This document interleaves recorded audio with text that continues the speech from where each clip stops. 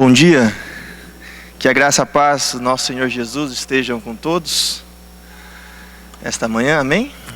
Um tempo chuvoso, na verdade, um pouco frio. Esse tempo está meio esquisito essa semana, às vezes chove, às vezes faz sol. Mas graças a Deus que Deus tem nos ajudado, tem nos sustentado, nos dado vida e condições para louvarmos o nome dEle. E hoje, mais um domingo, nós estamos aqui novamente para adorar o nome do Senhor Jesus e podermos também ouvir a Tua Palavra. Este mês, nós estamos, não é uma série, mas nós estávamos conversando quanto corpo pastoral, e nós estávamos pensando em falar um pouco sobre a crise que afeta a todos nós, né?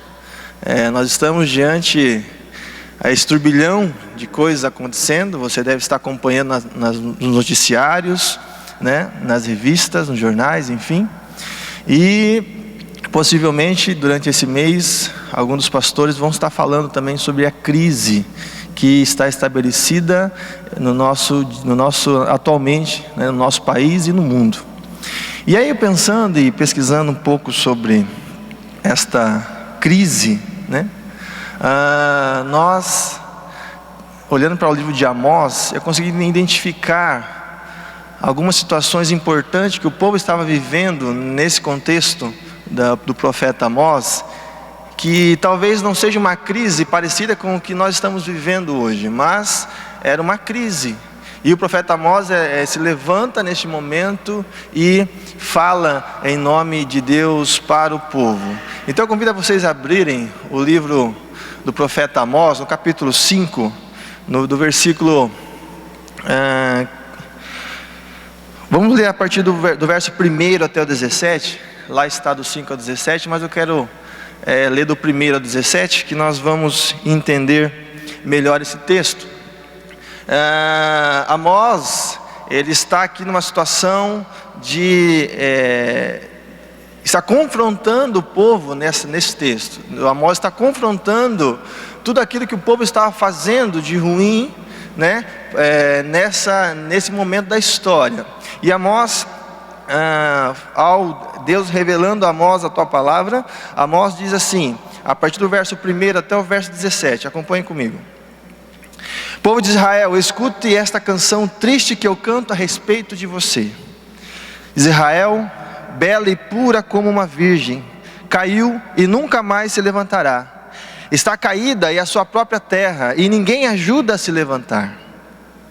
Ó Senhor Deus, diz: se uma cidade manda 1000 homens para a guerra, somente 100 voltarão vivos. Se mandar 100 homens, somente 10 voltarão. O Senhor disse isso ao povo de Israel: voltem para mim, a fim de que tenham vida, mas não me procurem em Betel, nem em Gilgal, nem em Betseba, pois o povo de Gilgal será levado como prisioneiro para fora do país, e a cidade de Betel vai ficar em ruínas. Voltem para o Senhor e vocês viverão. Se não voltarem, ele descerá como fogo para destruir o país de Israel, e em Betel ninguém poderá apagar este fogo. Em vez de praticar a justiça, vocês praticam a injustiça, que causa amargura, e não respeitam os direitos dos outros. O Senhor Deus criou as estrelas, as 7 cabrinhas e as 3 Marias. Ele faz a noite virar dia e o dia virar noite. Ele chama as águas do mar e as derrama sobre a terra. O seu nome é Senhor. Ele acaba com os poderosos e destrói as suas fortalezas. Vocês têm ódio daqueles que defendem a justiça e detestam as testemunhas que falam a verdade. Vocês exploram os pobres e cobram impostos injustos das suas colheitas. Por isso, vocês não vão viver nas casas luxuosas que construíram, nem chegarão a beber o vinho das belas parreiras que plantaram. Eu sei das muitas maldades e dos graves pecados que vocês cometeram. Vocês maltrataram as pessoas honestas, aceitaram dinheiro para torcer a justiça e não respeitaram o direito dos pobres.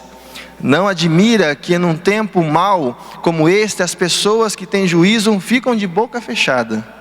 procurem fazer o que é certo e não o que é errado, para que vocês vivam. Assim será verdade o que vocês dizem, isto é, que o Senhor, o Deus Todo-Poderoso, está com vocês. Odeiem aquilo que é mal, ame o que é bom e faça com que os direitos de todos sejam respeitados nos tribunais. Talvez o Senhor, o Deus Todo-Poderoso, tenha compaixão das pessoas do seu povo que escaparem da destruição. O Senhor, o Deus Todo-Poderoso diz: haverá gritos de dor em toda a cidade, e as ruas ficarão cheias de gente chorando. Até lavradores serão chamados para chorar pelos defuntos, junto com as pessoas que são pagas para fazer isso. Haverá choro em todas as plantações de uvas, e tudo isso acontecerá porque eu virei castigá-los. Eu, o Senhor, estou falando. Uma palavra um pouco dura, né? Uma palavra dura do Senhor, mas esta palavra, ela se encontra num contexto bem propício. E eu queria trabalhar com vocês esse texto, mas antes de nós entrarmos propriamente no texto, eu queria fazer algumas considerações sobre, de fato, a crise que nós vivemos. A crise que está estabelecida não somente no nosso país, mas no mundo, né? Quando nós... Não foi. Quando nós olhamos para essa crise estabelecida, nós vamos primeiramente ver o mundo. Como está o mundo hoje? O que está acontecendo, né? O que é essa crise que todos falam? O que é essa crise que ouvimos nos jornais, na televisão, nas revistas, enfim?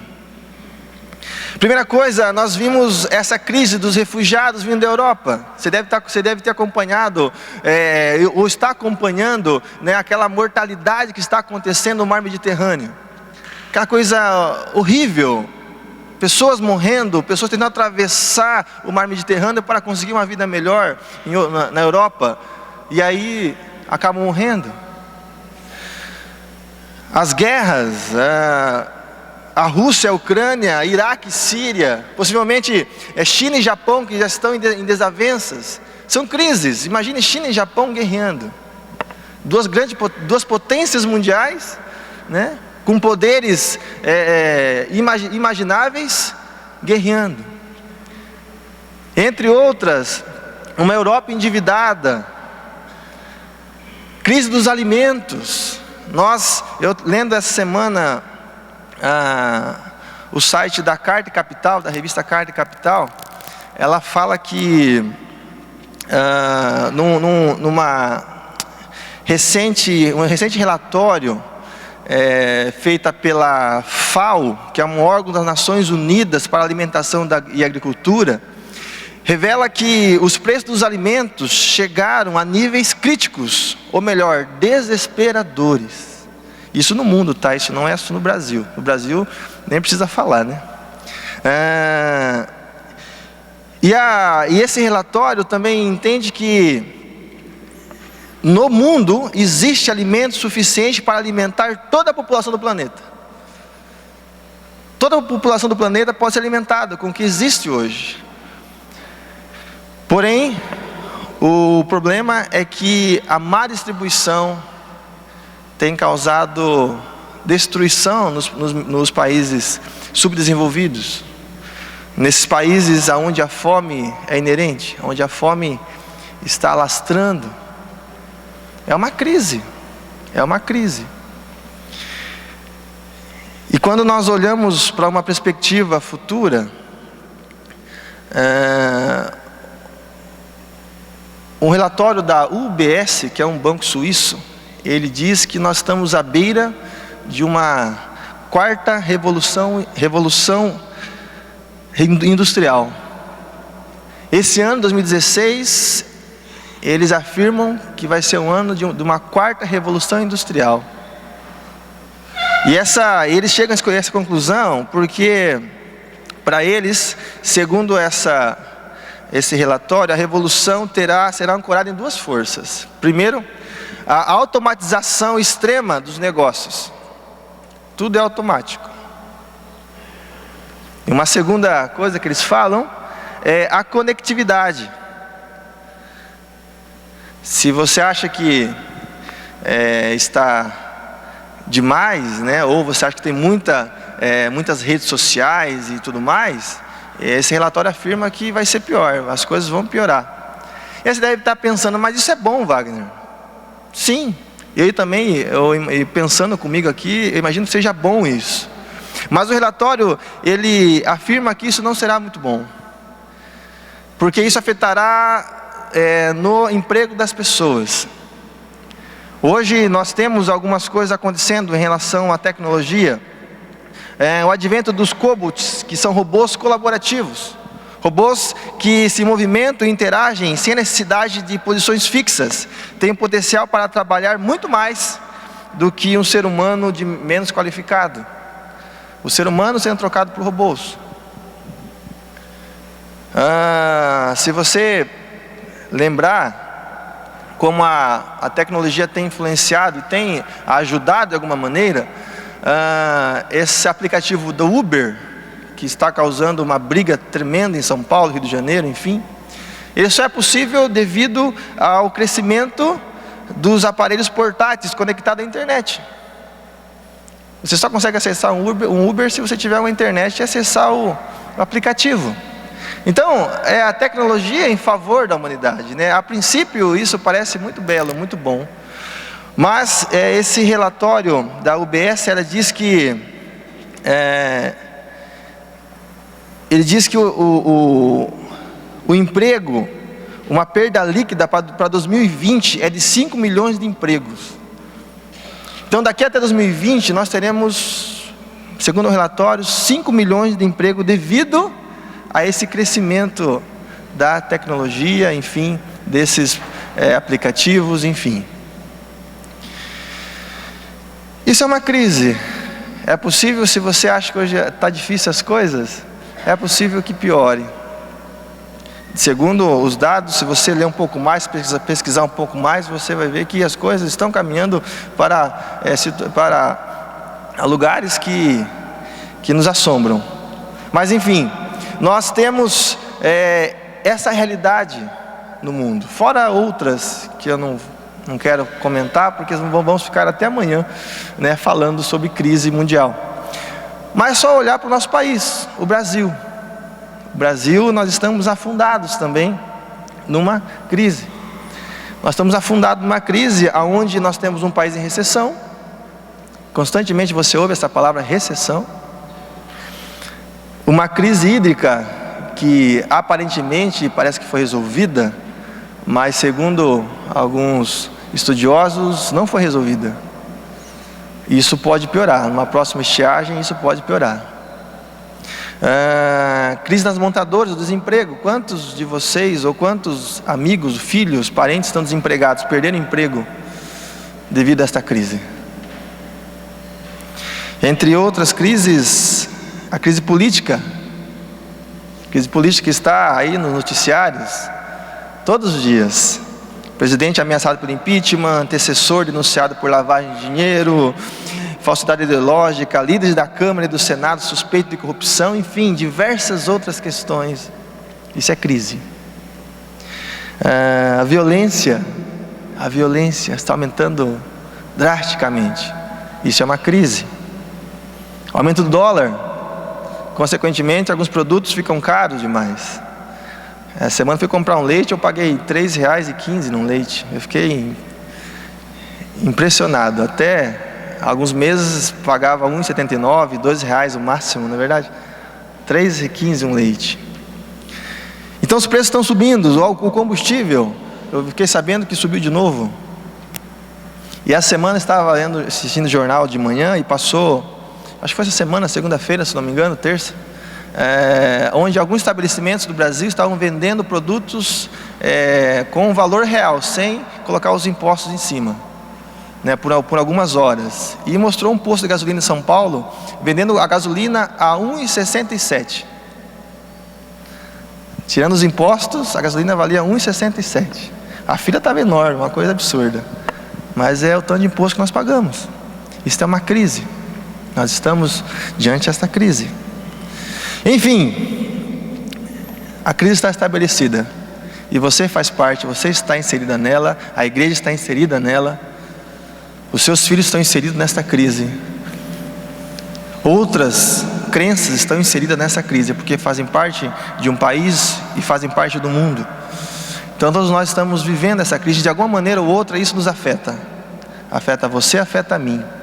E quando eu olho para o texto de Amós, eu vejo algumas possibilidades diante a esta crise que vivemos. Primeiro, o texto de Amós, ele nos ensina, ou então, ele tem algumas características importantes. Eu queria rapidamente passar para vocês, para nós entrarmos de fato como Deus enxerga essa crise em Israel e o que Deus tem feito, o que Deus fez para chamar o povo em meio à crise estabelecida neste povo aqui, neste momento da profecia de Amós. A profecia de Amós acontece no período do reinado de Jeroboão II. E nesse período, aparentemente, se nós lermos, estudarmos de uma forma superficial, não tinha crise. Por quê? Preste atenção, por quê?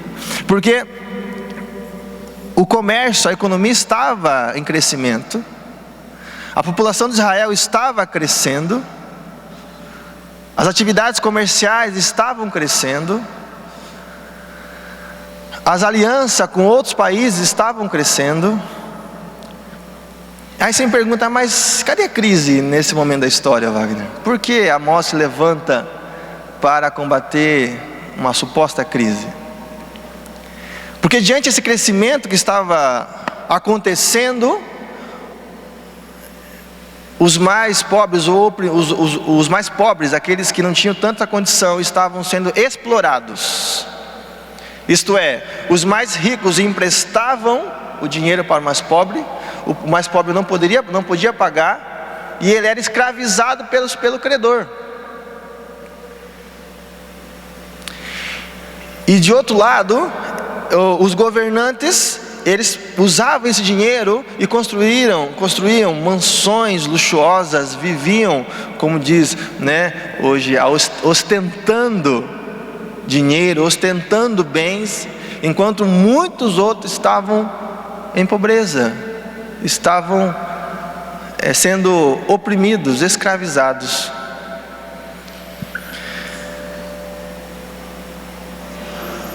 Interessante é que o Estado, nesse momento da história, ele era apoiado pela igreja. A igreja e o Estado eram juntas.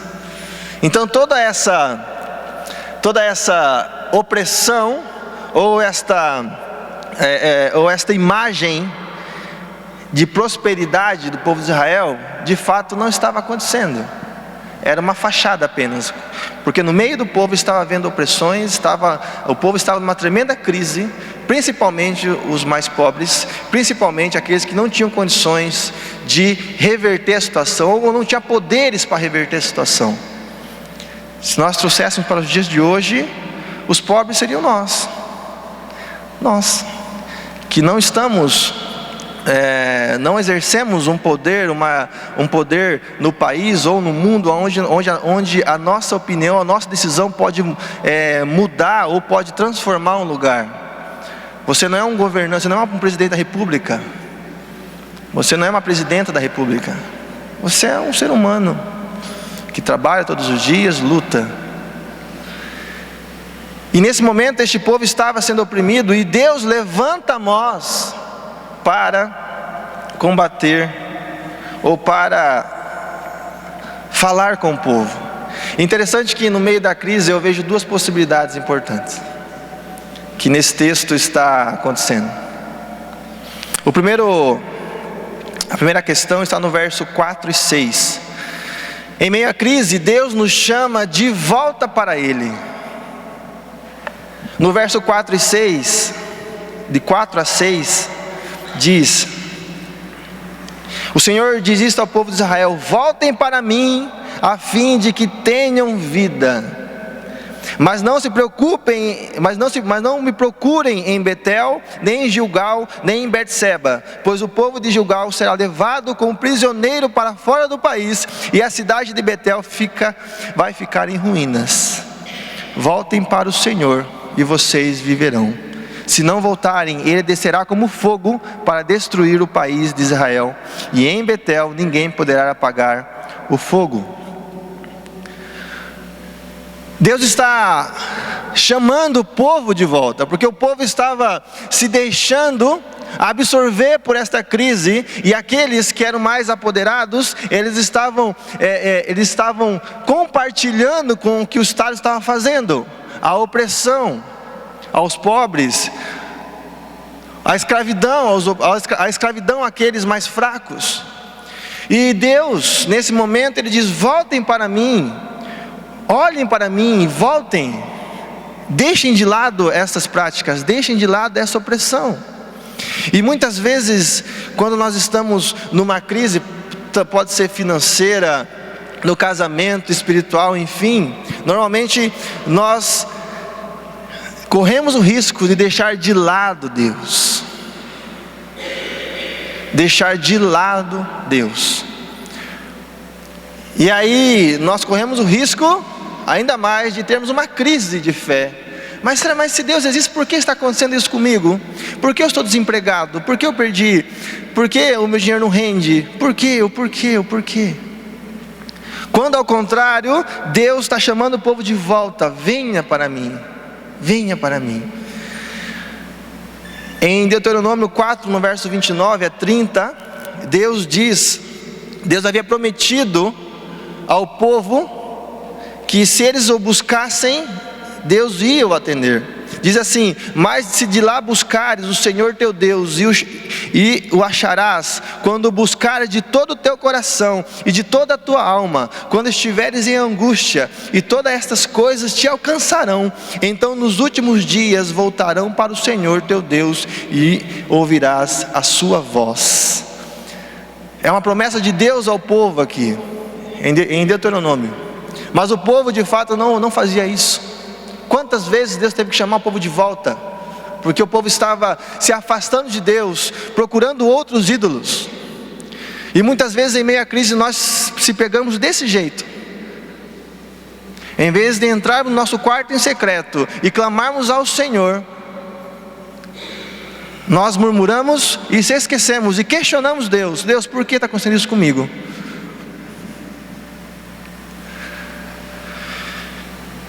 Interessante que quando diz nesse verso, a palavra buscar no hebraico significa darashua, que quer dizer o quê? Recorrer a Ele, fazer dele seu regente, seu piloto. Então quando diz voltem para mim, ou busque, venha para mim, Ele está dizendo o quê? Deus, eu quero que o Senhor controle, eu quero que o Senhor seja meu regente, eu quero que o Senhor me comande a minha vida.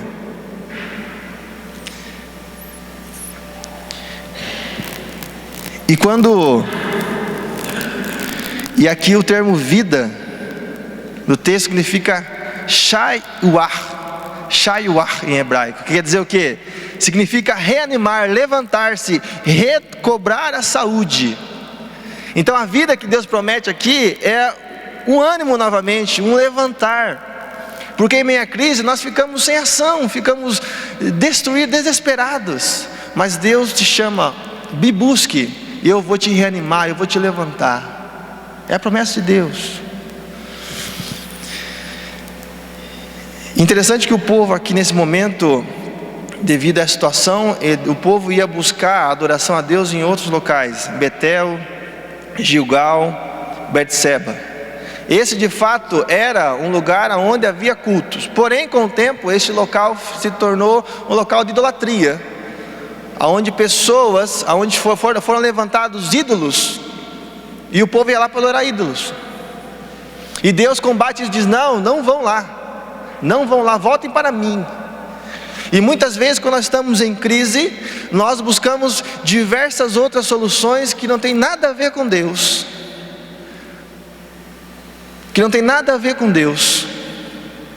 Está faltando dinheiro. Quem sabe se eu sonegar um imposto aqui, vai melhorar para mim, vai aumentar a minha renda. Nós buscamos outros ídolos para nos alicerçarmos esse nosso desespero. Nós vamos atrás de pessoas ou de situações que não tem nada a ver com Deus, porque o desespero bate em nossa porta. A crise, meu irmão e minha irmã, é uma oportunidade de voltarmos para Deus e nunca mais se afastarmos dele. A crise é uma oportunidade de voltar para Deus. Deus, está difícil, estou sem emprego, está faltando, ou está difícil, mas eu confio no Senhor, porque o Senhor está dirigindo a minha vida. E aconteça o que acontecer, o Senhor é soberano sobre todas as coisas. Uma segunda coisa no texto, nós entendemos que no meio da crise, Deus nos chama para olharmos para um outro lado. Para um outro lado. Verso 14 e 15 diz: ai dos que querem que venha o dia do Senhor, porque é que vocês querem. Por que vocês querem esse dia? Será como um homem que foge de um leão e dá a cara com um urso? Ou como alguém que entra em casa, encosta a mão na parede e é picado por uma cobra? O dia do Senhor não será um dia de luz, pelo contrário, será um dia de trevas, escuridão total. Eu quero acrescentar no verso 14: procurem fazer o que é certo e não o que é errado. No verso 15, no começo do verso 15: odeiem aquilo que é mal, amem o que é bom e façam com que os direitos de todos sejam respeitados nos tribunais. Pois bem, normalmente quando nós estamos em crise, nós temos atenção somente para um lado, que é a crise. Somente para um lado. Nós esquecemos ou nós não olhamos para outras perspectivas, outras possibilidades de passarmos por essa situação. E quando o texto, no verso 14 e 15 diz: busquem o bem, não o mal, odeiem o mal, amem o bem, Deus está dizendo: mudem, olhem para o outro lado, olhem para o bem, não olhem para o mal, não pratiquem esse mal, pratiquem o bem, mude, vire a chavinha aqui e mude, tenha uma outra perspectiva, olhem para o outro lado. Interessante que olhar para o outro lado, diante de uma crise, é nós sairmos da nossa rotina, é nós sairmos da nossa comodidade. Quer ver um exemplo? Normalmente, todo fim de semana, eu não faço isso, um exemplo apenas. Todo fim de semana, eu gostaria de fazer, mas sem condições. Mas todo fim de semana eu vou numa churrascaria, comer churrasco, é bom, não é verdade? Né? O gaúcho aqui gosta de churrasco, não é verdade? Um churrasco todo fim de semana, gasto lá 100, 200 reais no fim de semana. Mas com a crise, está difícil de ir todo fim de semana comer churrasco, está difícil. Mas eu gosto, e eu vou, e insisto e vou, e acaba faltando para outras contas. Então mude. Já que você, em vez de pagar 100 reais com churrasco, compra uma carne e assa em casa. Com 50 reais você faz um churrasquinho bem gostoso, não é verdade? Eu chamo vocês também. Pois é, então você está entendendo? É você começar a olhar outras perspectivas de caminhada, outras perspectivas, outras possibilidades, meios de você economizar, meios de você talvez passar tempos melhores com a sua família, com as pessoas que você gosta. É lógico que é bom você ir numa churrascaria, tudo pronto, tá, aquele buffet gostoso, aquela coisa maravilhosa, e você ali sentar, comer, pagar e ir embora. É lógico que é bom, mas às vezes não é possível. E muita gente se abate com isso, gente. Muita gente se abate com isso.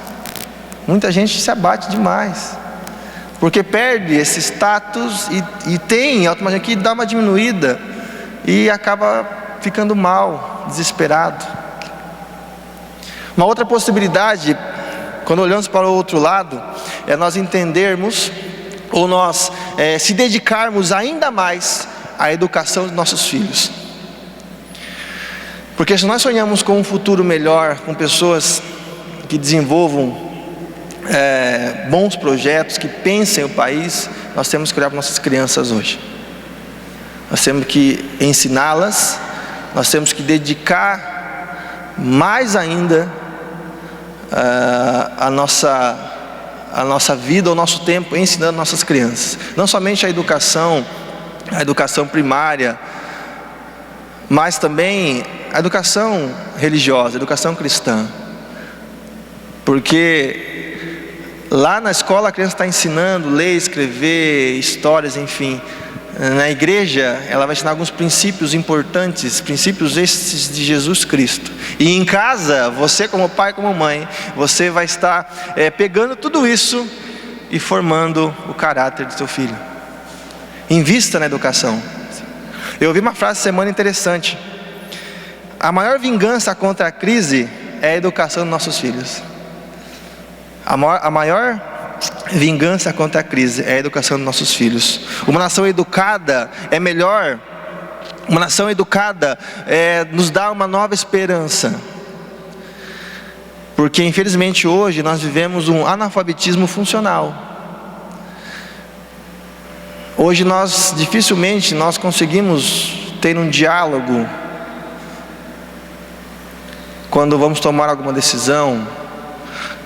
Poucas pessoas se conseguem sentar e ter um diálogo, expor o meu ponto de vista, você expõe o seu ponto, eu exponho o meu ponto de vista, e assim nós vamos entrando num acordo amigável, tranquilo. Hoje, se eu falo o que você não gosta e você expõe um ponto de vista que é diferente do meu, nós brigamos. Por quê? Porque há uma crise nos relacionamentos.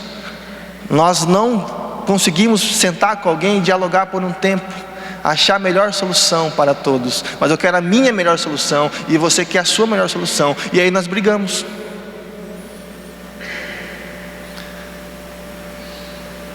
Uma nação educadora, uma nação que educadora. Os nossos filhos estão envolvidos nisso. Precisamos ensinar nossos filhos a conversar, a dialogar, aprender a dar, aprender a receber, aprender a humildade, aprender a baixar a cabeça, aprender a respeitar os mais velhos. Enfim, nós temos que ensinar nossos filhos a isso, gente. Quando eu vejo aquelas discussões no Palácio do Planalto, eu falo, meu Deus, que isso? Cada um brigando por aquilo que te faz bem somente, não pensando no macro, não pensando na sociedade, no país, mas pensando naquilo que me faz bem para mim e para o meu partido, e acabou. Eu acho assim, eu quero que seja assim. Se não for assim, eu vou brigar com você, eu vou colocar um processo nas suas costas, eu vou fazer isso com você.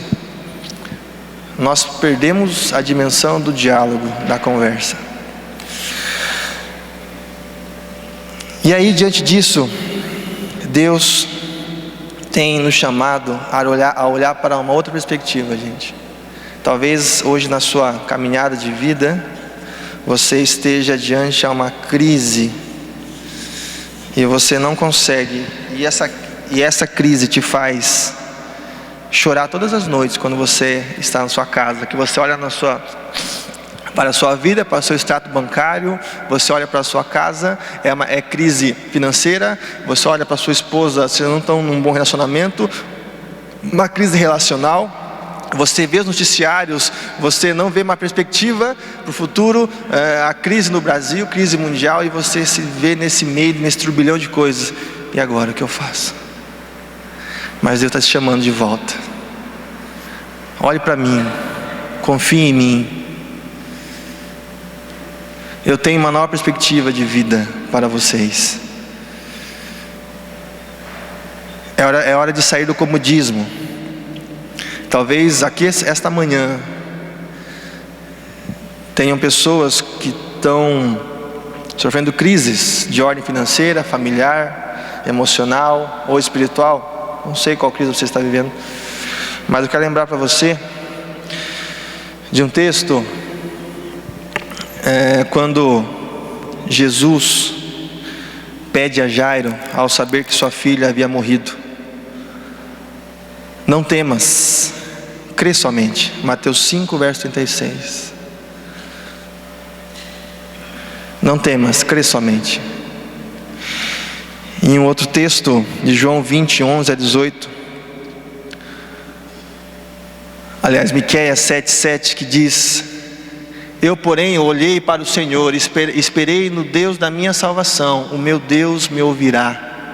Essa deve ser a nossa certeza de vida. E aí eu olho para Jesus, e eu vejo Jesus, quando Maria Madalena, em João, no capítulo 20, ela chega ao sepulcro, e ali ela vê que Jesus não está mais ali, está mexido, e aquela mulher começa a chorar desesperado. Ela vai até o encontro de Pedro e João, desesperadamente, chorando, e ali nós vemos uma mulher em crise, uma mulher desesperada, uma mulher sem chão, uma mulher sem direção. E quando ela começa a se perguntar, ela se vira e vê Jesus de pé, bem ao lado dela. O Deus encarnado, ressurreto. Ele estava bem próximo dela, mas ela não conseguia perceber isso. Afinal de contas, ela estava atravessando uma grande crise. E quando Jesus fala com ela, a voz de Jesus muda tudo. A alegria volta a resplandecer na vida daquela mulher. Em meio a uma crise, olhe para o outro lado e veja: a crise está aqui. Olhe para o outro lado e veja Jesus ao teu lado, te chamando: meu filho, venha para mim. Eu tenho a direção para você, eu tenho a caminhada para você. E o texto de João diz que quando Jesus fala, tudo muda. O desespero vai embora. A alma daquela mulher começa a se alegrar, e o choro começa a dar lugar ao riso. Que assim, esta manhã, nós possamos ter uma outra perspectiva em relação à crise que nos afronta. Que nós temos um Deus soberano sobre todas as coisas, que te chama de volta para Ele, e um Deus que te desafia a olhar para uma outra possibilidade, para um outro lado. E essa outra possibilidade está ali, Jesus Cristo, te esperando.